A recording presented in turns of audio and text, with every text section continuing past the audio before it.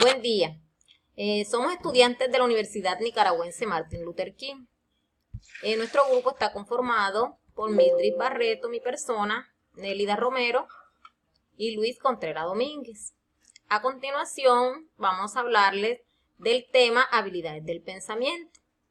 Encontramos acá temas como construir el concepto de pensamiento, los tipos de pensamientos que existen, cuál es la diferencia entre pensamiento divergente y convergente, y asimismo enunciar dos ejemplos sobre la estimulación en el aula.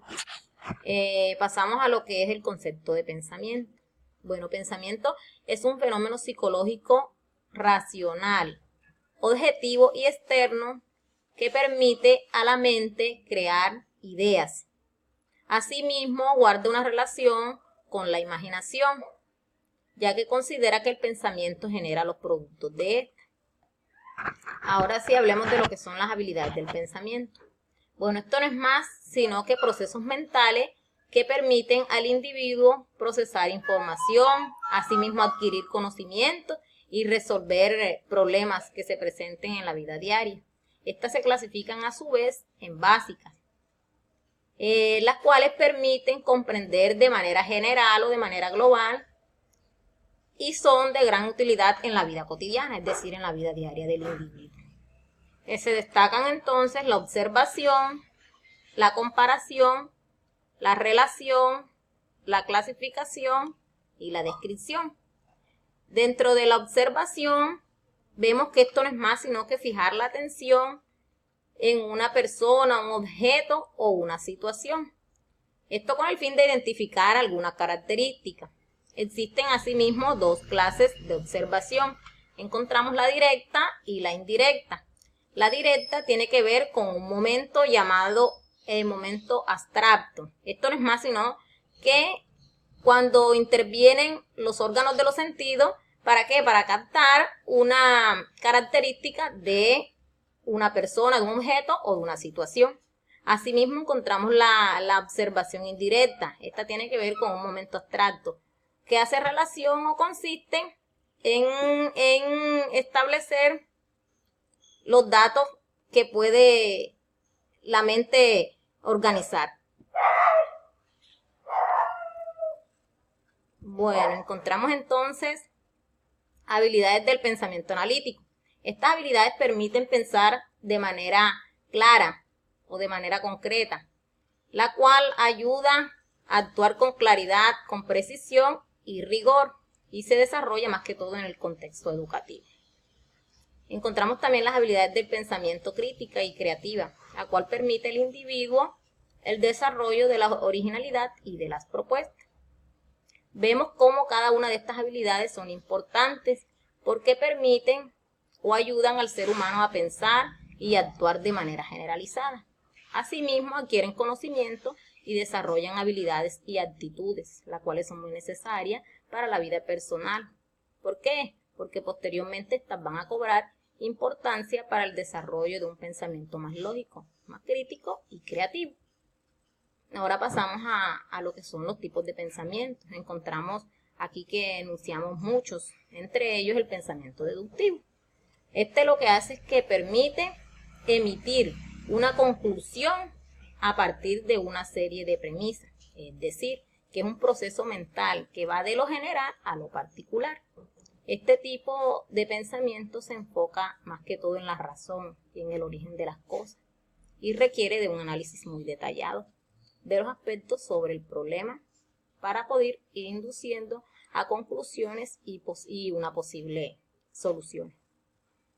O sea que resulta un proceso de racionamiento muy utilizado en el día a día.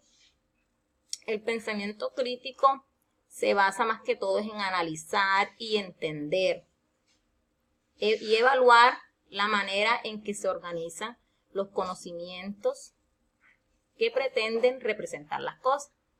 O sea, evalúa analíticamente las ideas para llevarlas a conclusiones concretas. Y estas conclusiones se basan en la moral, en los valores, en los principios personales de cada individuo. Asimismo, tenemos entonces el pensamiento inductivo, el cual consiste en un estudio de las pruebas que permiten medir la probabilidad de los argumentos, así como las reglas para construir argumentos inductivos fuertes.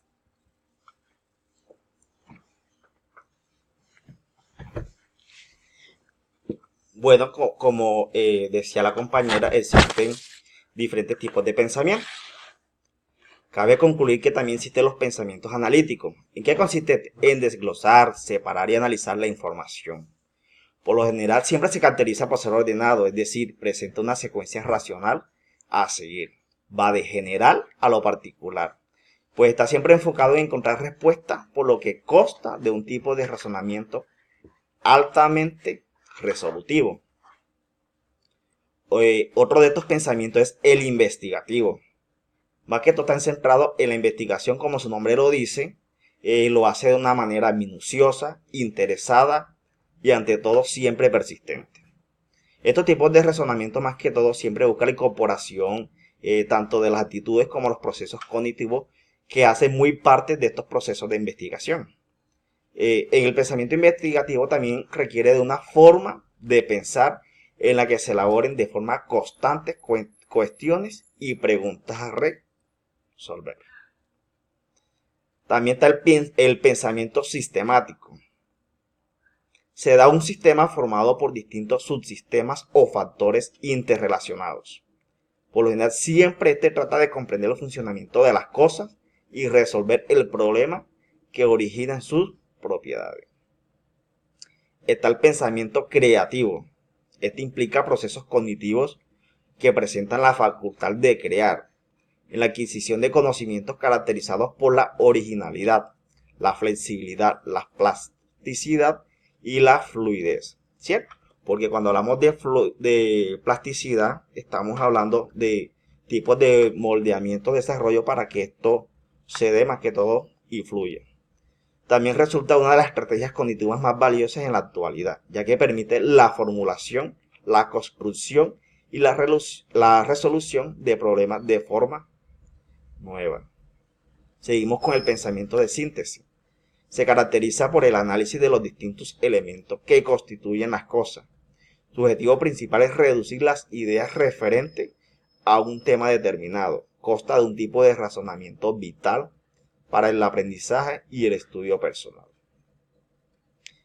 Pensamiento interrogativo. Está basado en las preguntas y los cuestionamientos de aspectos importantes. Utiliza la interrogación para ir desglosando poco a poco las características específicas del tema a tratar. Este razonamiento nunca falta un porqué, ya que este permite el desarrollo del pensamiento. ¿Por qué? Porque es el que llamamos interrogativo para siempre dar una respuesta como tal. También están los pensamientos divergentes. Es un tipo de razonamiento que discute más que todas las dudas para siempre buscar las alternativas o respuestas de una forma más constante. Más que todo siempre aparece con naturalidad en las personas. Los seres humanos tienden a asociar y relacionar los elementos parecidos entre sí. En cambio, el pensamiento divergente trata de encontrar soluciones diferentes a las que se realizan con normalidad. El pensamiento convergente se caracteriza por funcionar a través de asociaciones y relaciones entre elementos. Siempre posee la capacidad de imaginar, buscar, indagar o pensamientos alternativos y suele conducir al establecimiento de una sola idea.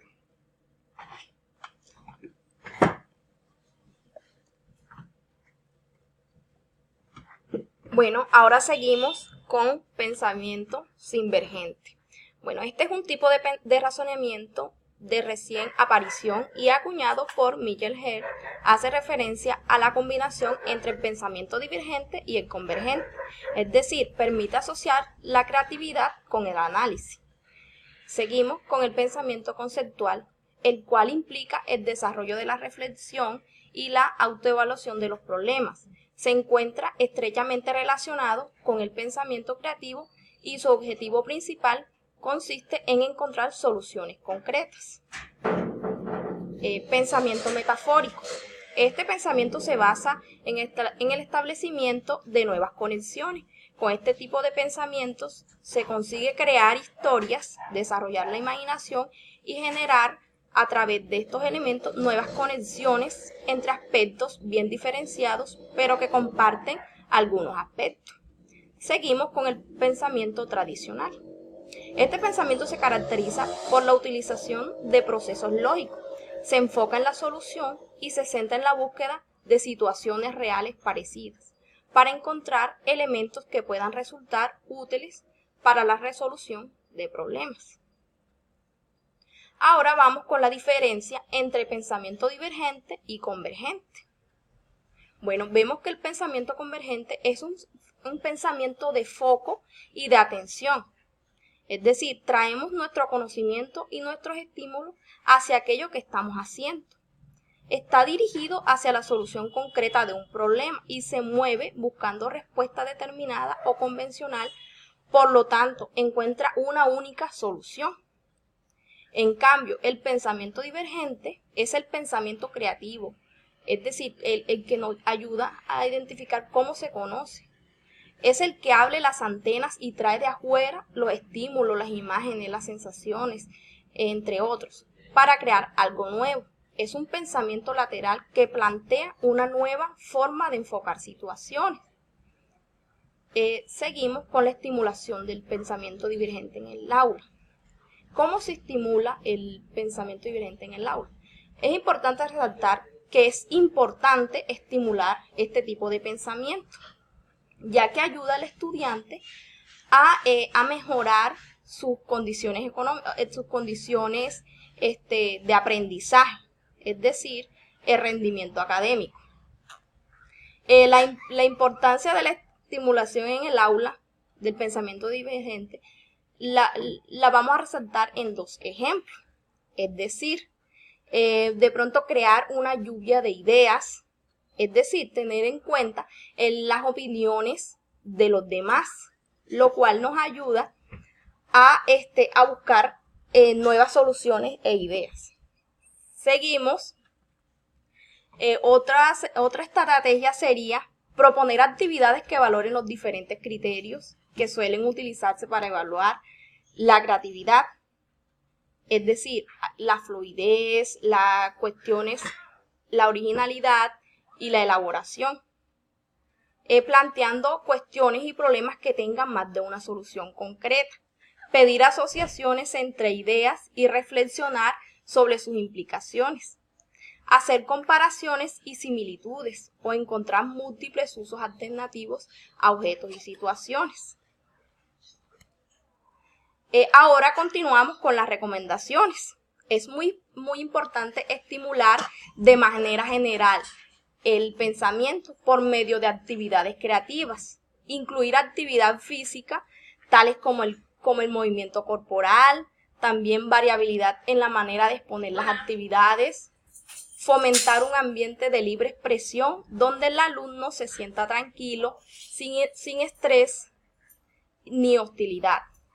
Bueno, como conclusión, podemos concluir que el pensamiento es una de aquellas estructuras del ser humano que aún se guarda muchos secretos. En cierta forma, se puede decir que posee gran parte de la inteligencia del ser humano, o en otras palabras, se puede decir que el hombre es lo que piensa, es decir, a través de esta estructura compleja de crear y plantear ideas en la mente, el individuo convierte este pensamiento en deseo y lo ejecuta mediante acciones. Muchas gracias.